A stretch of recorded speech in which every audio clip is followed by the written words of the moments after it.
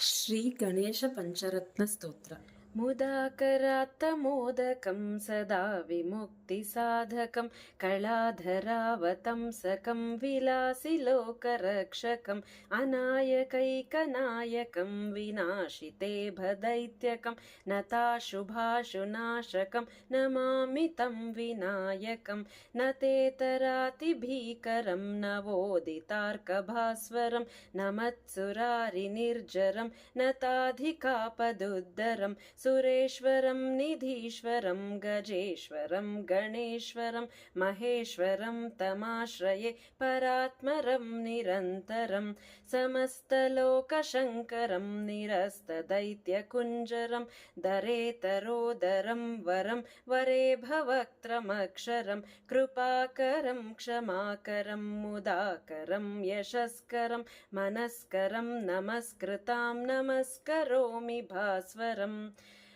अकिञ्चनार्तिमार्जनं चिरन्तनोक्तिभाजनं पुरारिपूर्वनन्दनं सुरारिगर्वचर्वणं प्रपञ्चनाशभीषणं धनञ्जयादिभूषणं कपोलदानवारणं भजे पुराणवारणं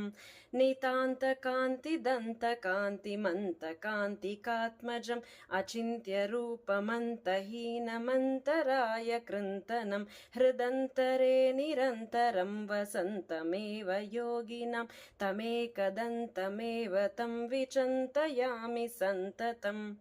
महागणेश पञ्चरत्नमादरेण योऽन्वहं प्रज्वलति प्रभातके हृदि स्मरन् गणेश्वरम् अरोगतामदोषतां सुसाहितीं सुपुत्रतां समाहितायुरष्टभूतिमभ्युपैति सोचिरात्।